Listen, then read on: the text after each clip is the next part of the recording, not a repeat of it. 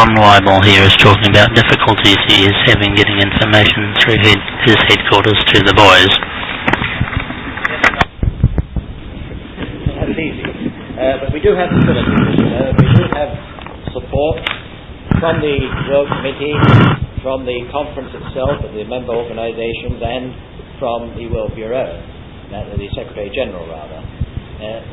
I was very interested when I first went to Geneva, when we were due to move there in 1968, to find out that Najno Naji had planned out offices as part of the Geneva Scout building which was going up, and tucked away in a corner was a room he'd marked as radio room. So I had his support right from the start, which was quite something. I do have a budget. Like everybody else, it's small.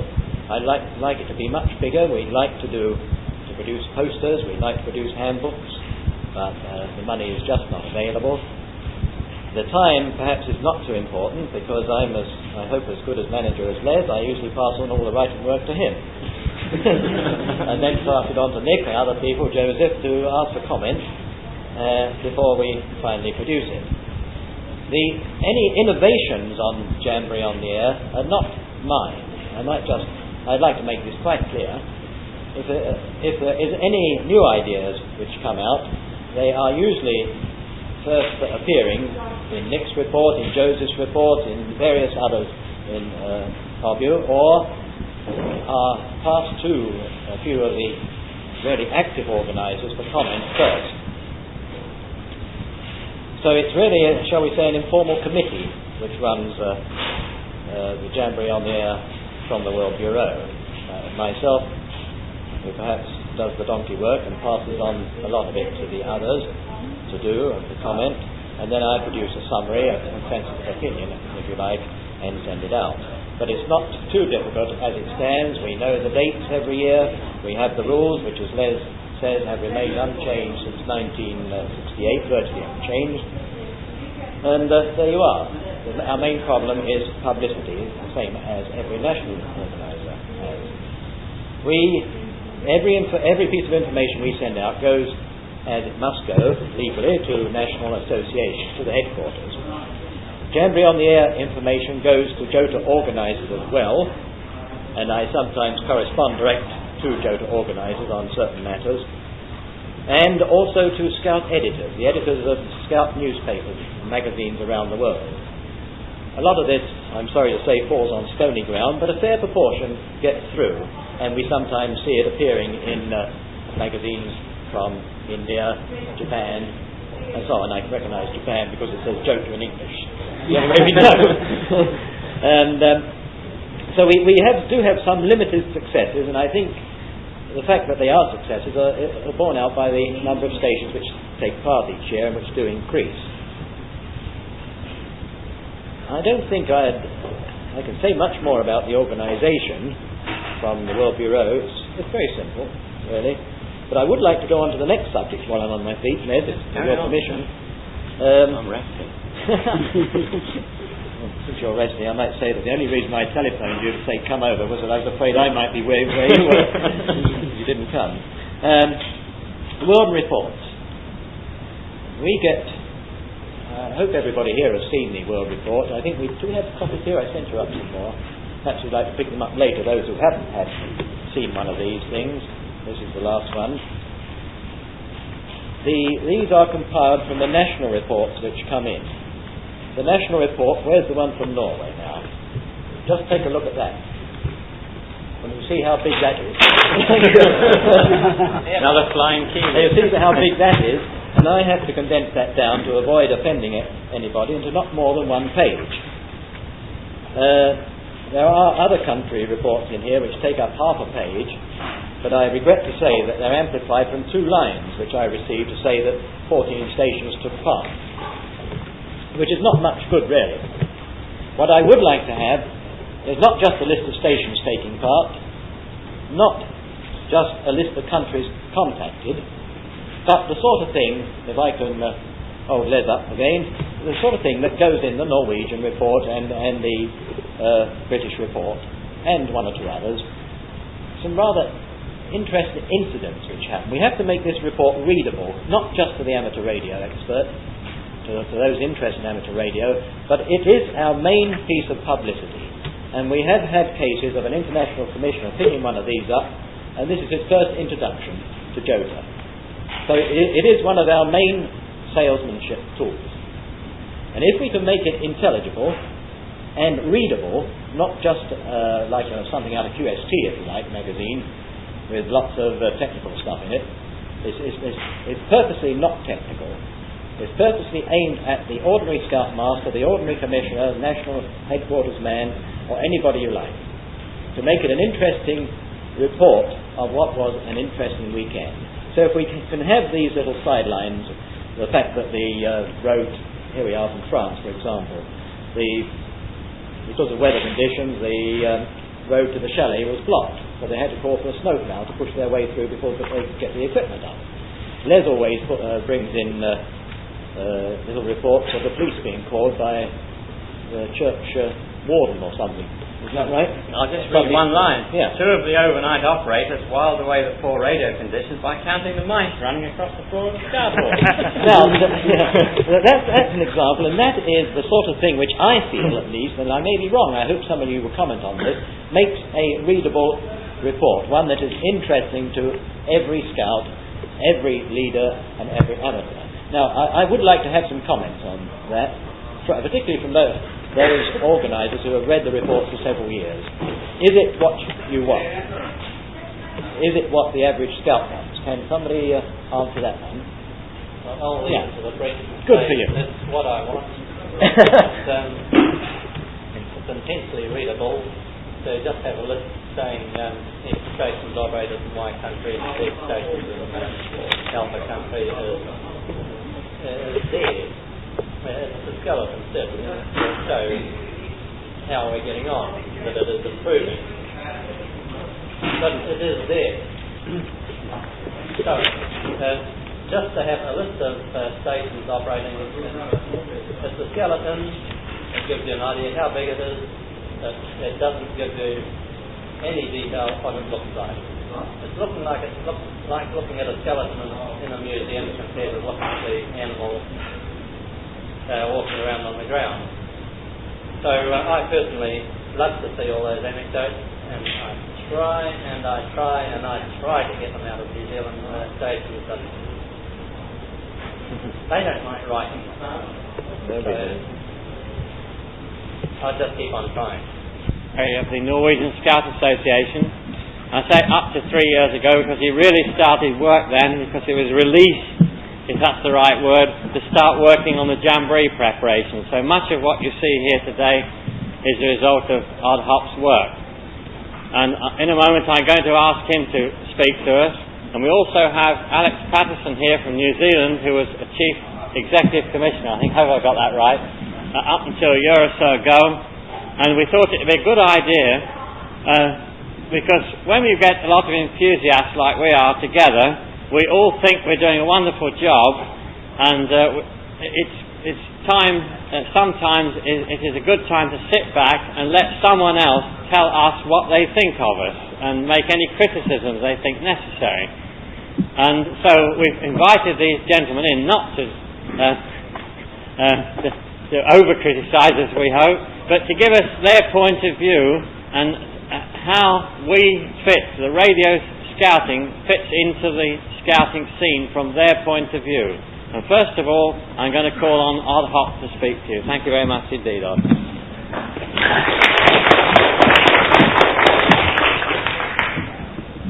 Well, Scouts, I'm going to talk a language which is not mine. Before I've finished, everybody will know it's not yours.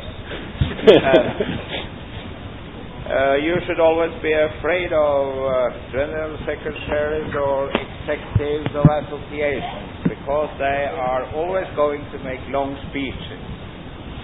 So after a quarter of an hour you have my permission to leave. I have never been any technical genius. I think I never will be a good radio amateur operator. I have served in the single corps in this country, but that time we using light, lamps and flags and so on. So I have a certain platform. I still know the Morse alphabet and so on, but all this technical equipment I don't understand very much. But I realize that as we are working in a movement, we have to develop our activities up to the time we are living. And as far as I can see, the people in our country has made a tremendous good job to emphasize this new technical activity. That depends upon that we have had a small number of enthusiasts which have been able to make quite a good committee and a larger parish, if I may say so, who are working on this one, and therefore radio scouting, which I prefer to call it, in this country has quite a large number of participants. The danger from scouting, seen from the scouting point of view, is that you will be so occupied with this special activity that you will be narrow-sighted and just think that radio amateur work is the only way of scouting. It should be a part of it, might be a large part of it, but it should never be the only activity. We have tried always in this country to develop the practical side of the scouting. We have a certain platform, we have a certain goal for our work, and we could never leave that. But the practical side should ever be changed according to time and circumstances where we work. Especially in a country like ours, with a very scarce population, long distances and so on, it has quite a tremendous influence on the connection between scout units and people. It's very difficult, I think, because you are talking a language which nobody else understands. You have no names, you have figures and letters, and you're saying 83 and 89 and all kinds of things, which other people don't understand. But why not? That you have a certain language helps to have you a special connection between you.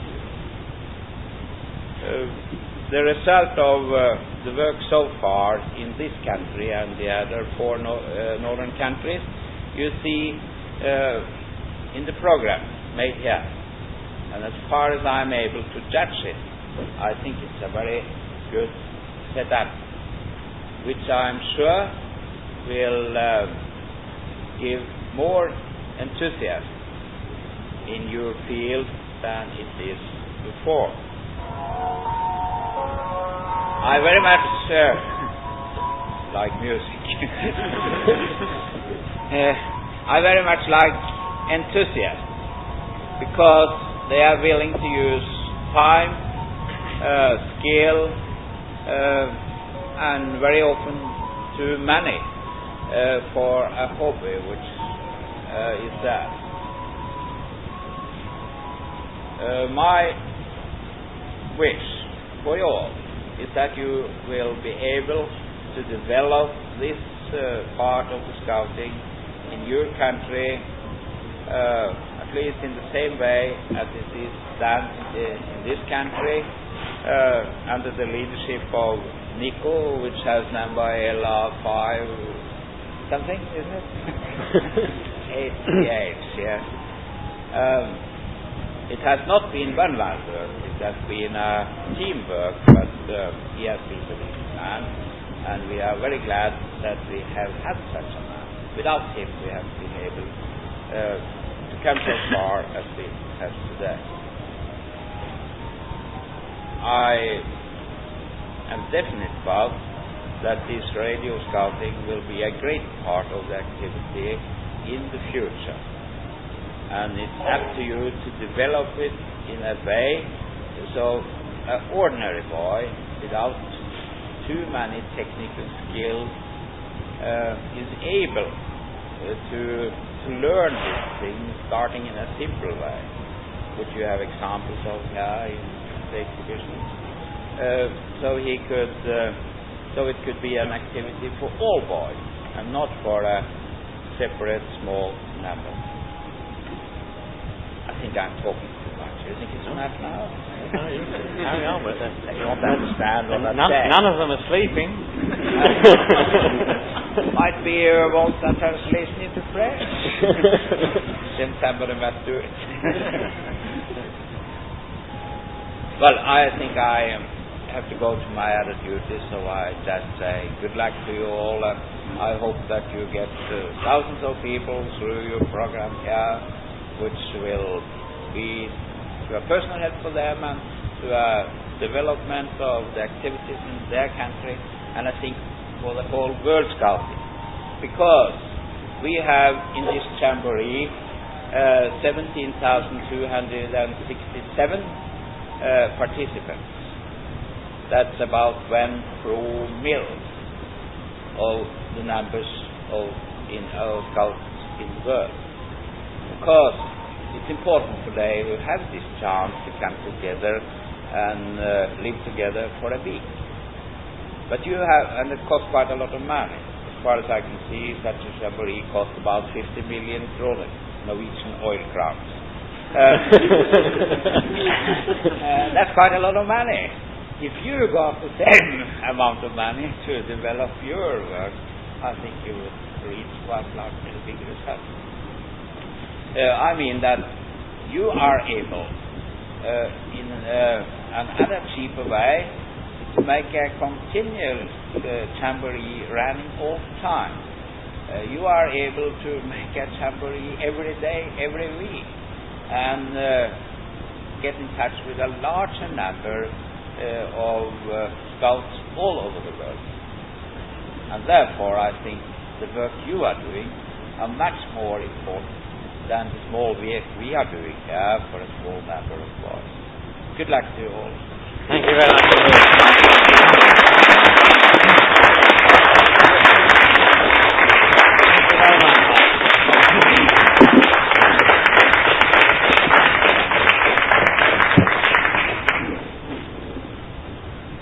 Well, I think just to sum up, as Oz is leaving us, just to sum up, what his real message to us is that we use radio to further scouting and not scouting to further radio.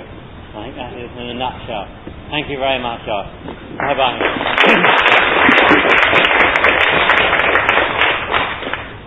Well, Oz has been so polite to us, it's left you in the awkward spot if you want to criticise, I'm afraid, Alex.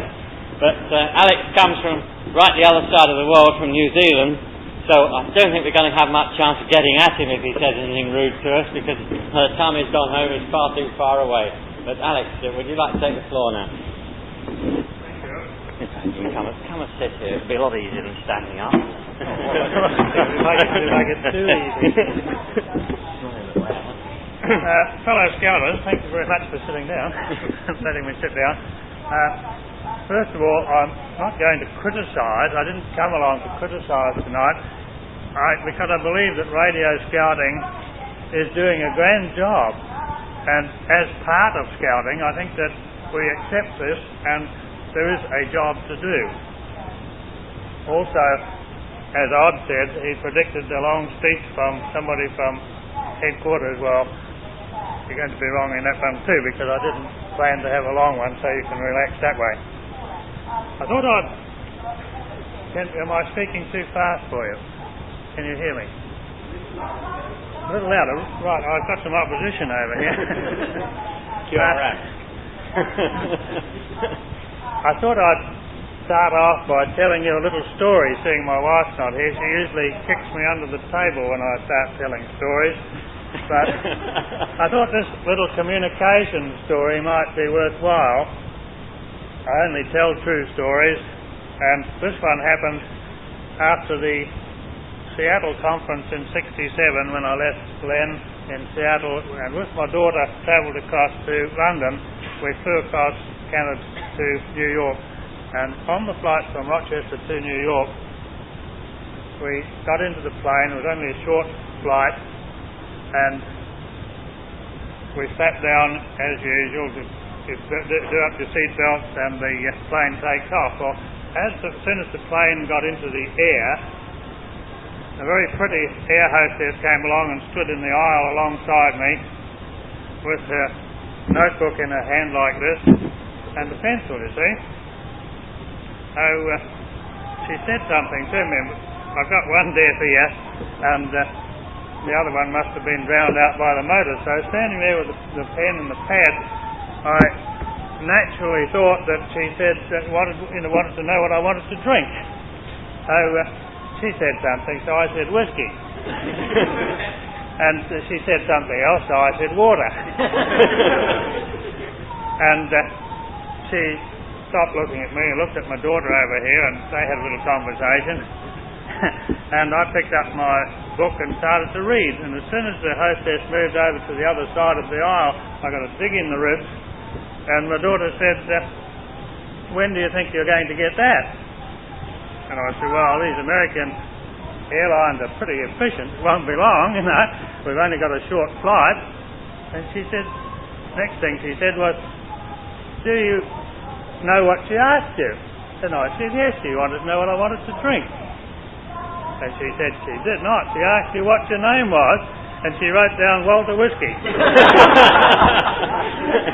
So that's communication. And I think, and let's hope that your messages come through much more loud and much more clear than mine did on that occasion.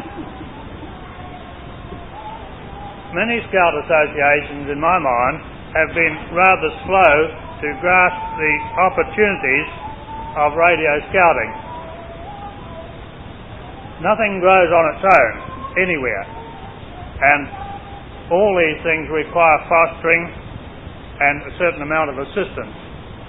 You people, I'm certain, are the converted people. You know the story. I think it is going to be up to you people to sell some of these ideas to your own local people, because in a national association you've got a broad view of everything from, you've got Sea Scouts pushing their ideas, you've got Air Scouts pushing their ideas, you've got to have the radio people pushing their ideas into the mill, because out of the mill is going to come a conglomerate, the whole program, and part of that program, in my mind, is radio scouting. So somebody, and that somebody I believe has to be the people who are keen on it, who understand it, as Ard said a little while ago, know the names and the letters and the numbers and the technicalities. They're the ones that have got to put something into it, and you've got to keep feeding it in, because in scouting we have a complete change around almost every 2 to 3 years. You still see the old faces there, but you've got many new faces. Consequently, the same old story has to be told over and over again. So I believe it's up to you people to keep putting that in, and from that is what you're going to get out. We in New Zealand had several problems in setting up and getting the Jamboree on the Air originally started. It wasn't easy. There were a number of problems. The authorities didn't like the ideas of boys talking on the radio, and we had to convince the local amateur people that this was happening in other countries, and it was because of other countries having this radio on the air that we were able to convince them. One of the things that I still remember when we got that permission, and Jim will remember, one of the clauses, they said that we had permission for the boys to speak so long as they didn't sing on the air. Well, I think they just said, well, they didn't sing. that was just one of the clauses that they put in at that time. No haggard. And most of you people will have had these problems, and I know that you've mainly surmounted them over the years, but our problems today are convincing the countries that haven't yet taken up the Jamboree on the Air to get it into their system and to improve the ones that we have going today. We've had the assistance and the help of a great number of enthusiastic amateur people like yourself who have come along and offered the use of their valuable equipment, and this has been the means that has given the opportunity for Jamboree on the Air to grow much more quickly than some of the other branches of scouting have grown over the years. As I said earlier, nothing grows on its own, nothing starts on its own, and having enthusiastic people to push these things along has made it very easy. It hasn't been easy, but it's made it easier. In this growing system, it's necessary to see that the national associations recognise these teams of people. People go on doing things for a certain amount of time, but we've got to give them recognition for the jobs they do. And this is something, I don't know how many countries do warrant their Jamboree on the Air organisers, but I believe it's something that we should aim towards having at that as a warranted appointment.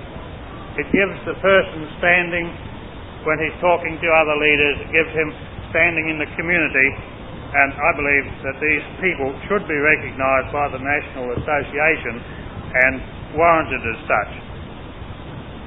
Going along hand in hand with this is the necessity for a national budget on this. It doesn't need to be a big budget, but you have to start somewhere, because there's a certain amount of PR work necessary here. All those posters up there just didn't come out of thin air. If it hadn't been for Jim here getting around and getting sponsorships, those posters wouldn't have come. It just didn't happen on its own. We in New Zealand haven't got a budget. I know we should have, but that was done through sponsorships. But you must have a certain amount of support from your national headquarters. I believe the national headquarters must stand behind the Jamboree on the Air. And by this I don't mean 2 miles behind. They've got to be there and supporting them and helping them in a fairly active sort of way.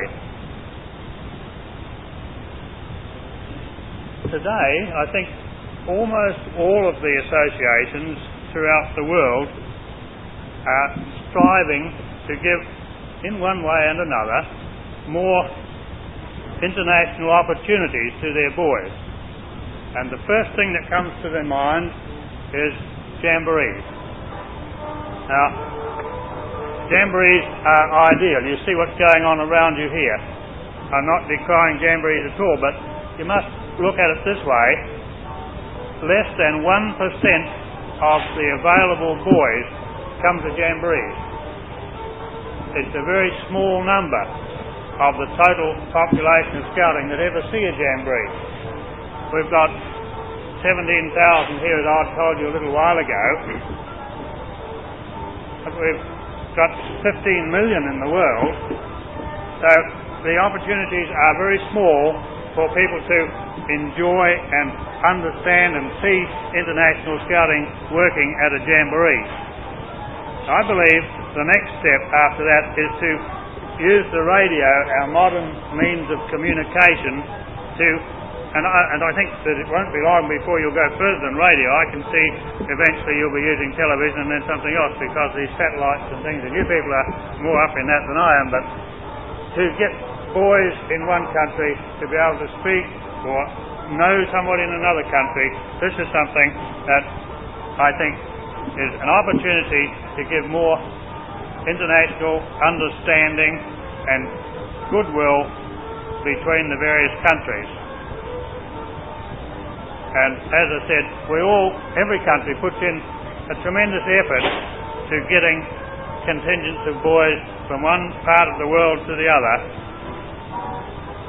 all for the aim of meeting and talking with boys of other countries. Now, you people can do this by using your equipment and doing it at home, talking with other boys with the same ideals.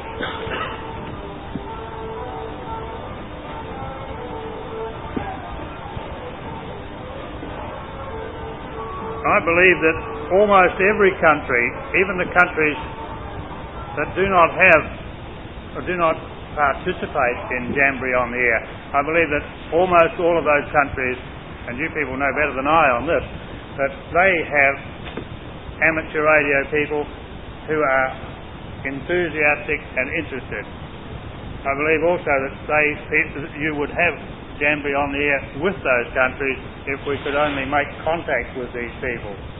It's the human chain that hasn't got down to these people. This is how I believe that, and looking at Len's report that comes out each year, Jamboree on the Air has expanded, and it's gone to, I don't know what the numbers of the countries are now, but 70. Well, this is tremendous to what it was a few years ago. And I believe that it won't be long before some of these other countries will be coming in and doing it. How many times have we said in scouting, and bracketed with it, instant friendship? Now, I'd like to mention a couple of things about this. The Jamboree is a place to see this in action. You go down the street, you see a fellow from Nigeria, you say hello, scouting, instant friendship.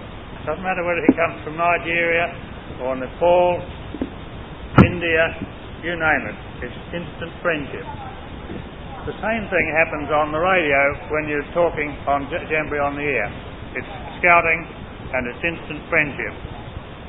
And with this, what a tremendous opportunity for furthering the ideals of understanding, international goodwill and friendship. 2, as a young person, to be able to get to know more people in other countries by means of the radio. We're living in a wonderful age today, and I believe we should make as much capital of the fact that we have these instruments, these technicalities. We should make as much use of them as possible.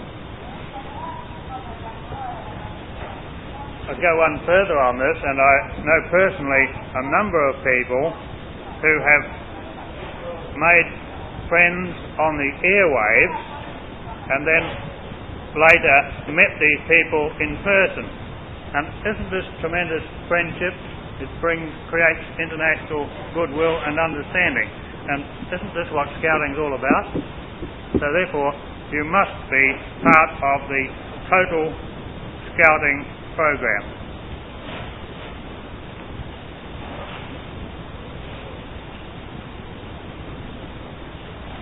All scouts have brother scouts in many parts of the world. Let us then try to bring these scouts more closer together by radio. The amateur radio people are happy to give of their time and their knowledge and their services. What a tremendous potential for international goodwill and understanding. What a great deal of fun for the boys. And I'd like to say as a final word, success to all you people in what you're doing. Thank you very much.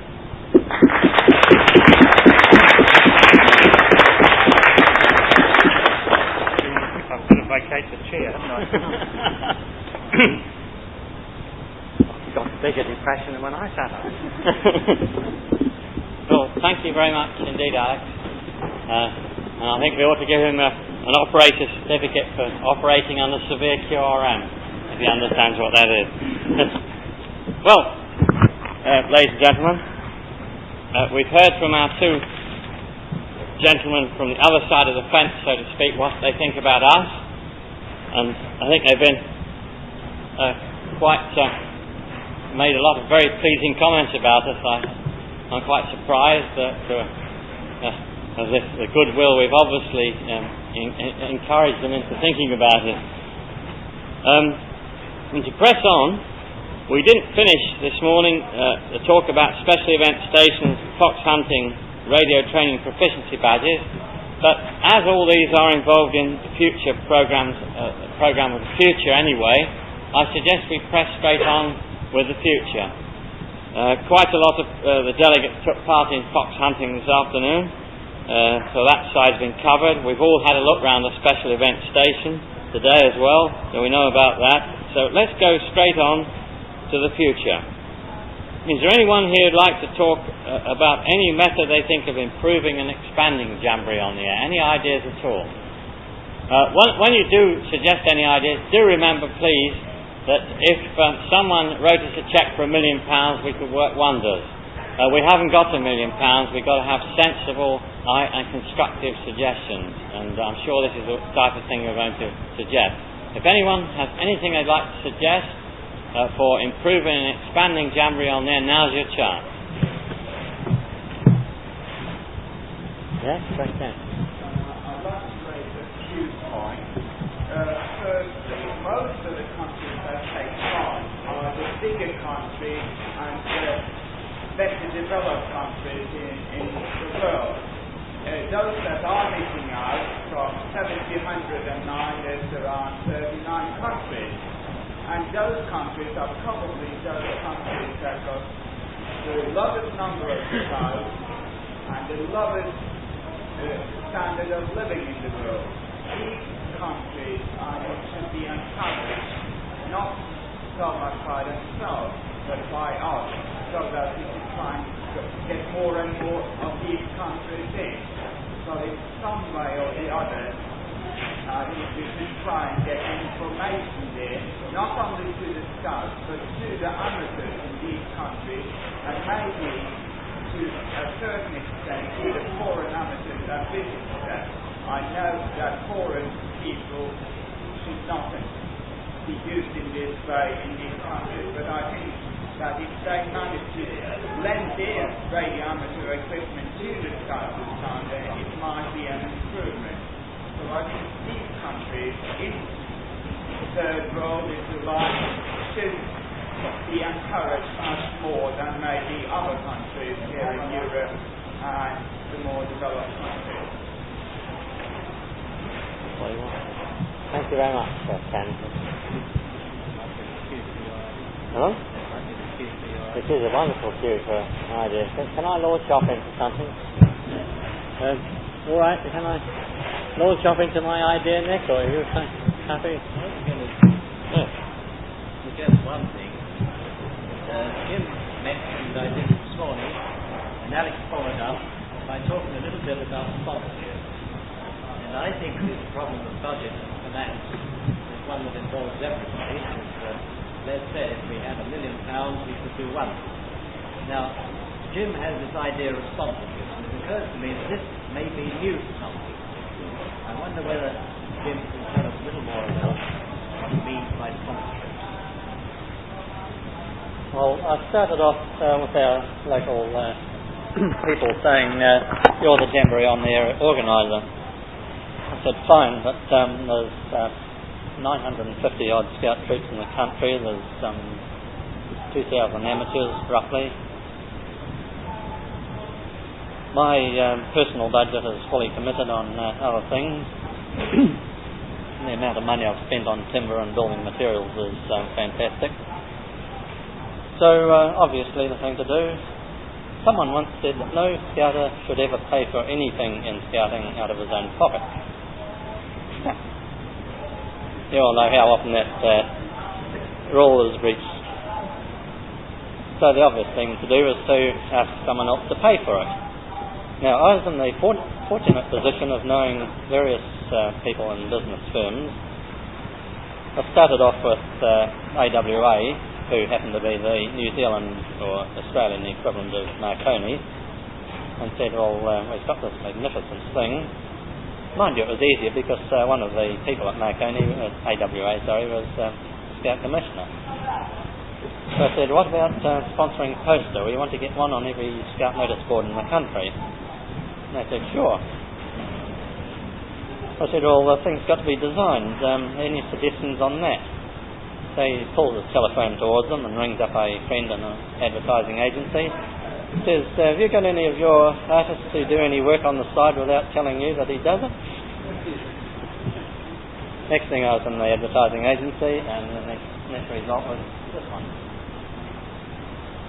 I went along to that same advertising agency later, next year, and said, we'll give you the first refusal for doing this year's poster.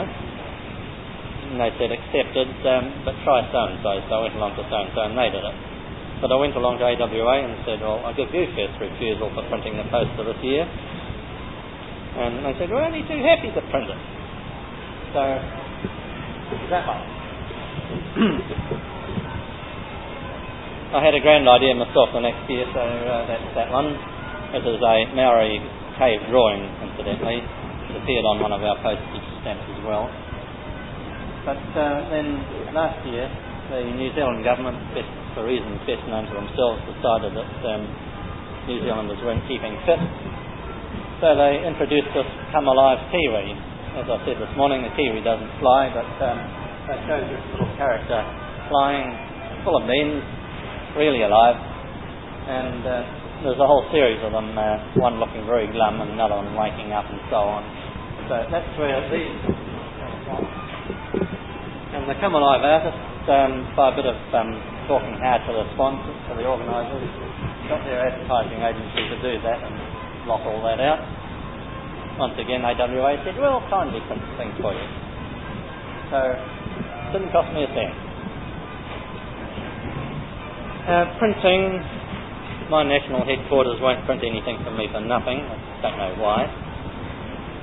So, I went to another firm that actually does work for the post office, which I work for. Fortunately, I'm on first name terms with some of the hierarchy there, and I told them what we're doing for Canberra on the air, and said it would be very good if you could help us out with money for it. You know, I was only expecting sort of $10, $20. They said, what have you got to do? Well, I said, well, we've got 900 odd groups in the country, and we've got to send information to all them. I didn't tell him I was sending it via the commissioners. So he got out his little calculator and a cheque for $100 came my way. I didn't say no to that either. $100, so 60 or 70 pounds US, which is 700 odd krona. You can convert the rest yourself. But when I get back, I can see that things I will need. I think we're getting to the stage where our national headquarters ought to own its own amateur station. That's not really vital just at the moment. We ought to have a full fox hunting set of receivers and transmitters. And there's a lot of other information on things similar, shall we say, to the Combi and any other devices like that. So all that will require a lot more money, so when I get back I've got to go around various other firms and say, well, this is what we're doing, what about making a donation? I know I won't get any joy out of our administration scouting on, because they're working to a several $1,000 deficit this year because of the severe financial climate the world's in at the moment. So I'll have a go. Fortunately, while I'm over here, and I shall be this side of the world for 6 months, I've got some good organisers carrying on with Canberra on the air, and they might throw up a few new ideas between them. So I would say this year New Zealand will be on the map. Another sponsor too, and I'm approaching the Come Alive people. I was horrified, I must confess, and apologies to our United States people. I was horrified to find during the war that they had to revert to comic strips to teach the Marines or the GI how to do things. After experience of writing things for scout newspapers, I find people don't read what you write. So I'm trying comic strips myself. I'll let you know in a few months' time how that gets on. Maybe something for the World Report. In fact, maybe I better produce a miniature set of them for the back page. Great.